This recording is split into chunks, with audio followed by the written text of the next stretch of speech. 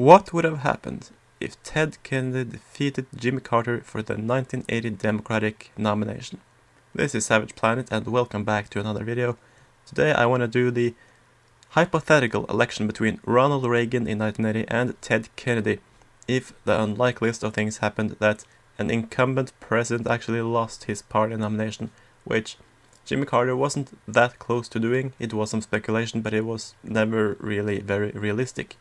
So I'm going to do this hypothetical prediction now. I can say from the outset that Reagan is now going to do better in the South. Kennedy is not going to do as well in the South as Carter, but he might do better in the Northeast, and that is the big difference.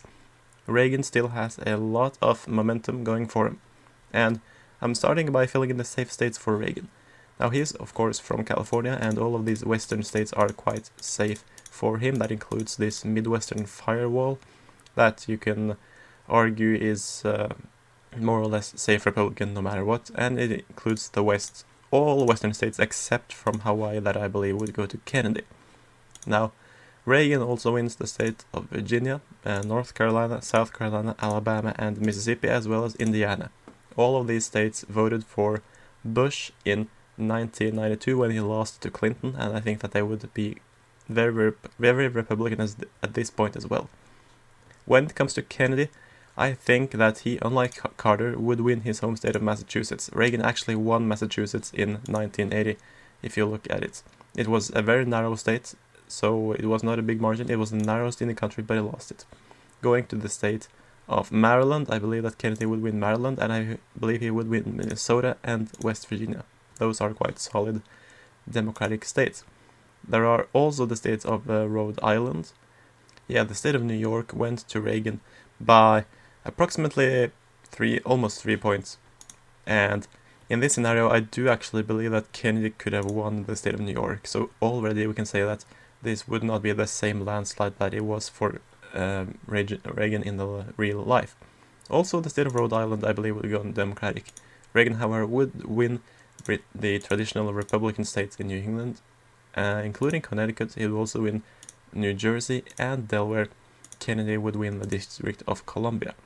Now, going to the South, without a Southerner on the ticket, Reagan would carry basically every Southern states, especially Florida, but also Tennessee, Kentucky, Missouri, Arkansas. He was very narrow in Tennessee in real life. He would not be in this scenario, and I believe he would win Georgia because of the dissatisfaction with Kennedy knocking off their incumbent president. Now, Reagan would easily win the state of Ohio, and of course he now is going to win the election. He would win Illinois, and he would win the state of Michigan. Now, in the remaining states, there is a big blue-collar and Catholic presence that will break for Kennedy. However, they all went to Reagan by quite significant margins, especially Iowa. Iowa went to Dukakis in 88 because of a bad economic time. It was a farmer crisis. It would not do it in this scenario. And also the states of Pennsylvania and Wisconsin would stay with Republican Ronald Reagan. And he would still have a massive landslide victory, not the same as he did have against Carter in 1980, but with a few changes. I believe that the close states in this scenario would almost exclusively be in the Northeast and maybe one or two southern states.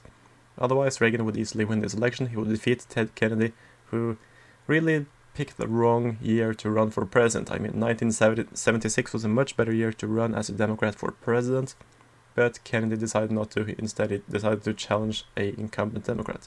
So that's it for this video. Please leave a like, please subscribe, and I'll see you next time.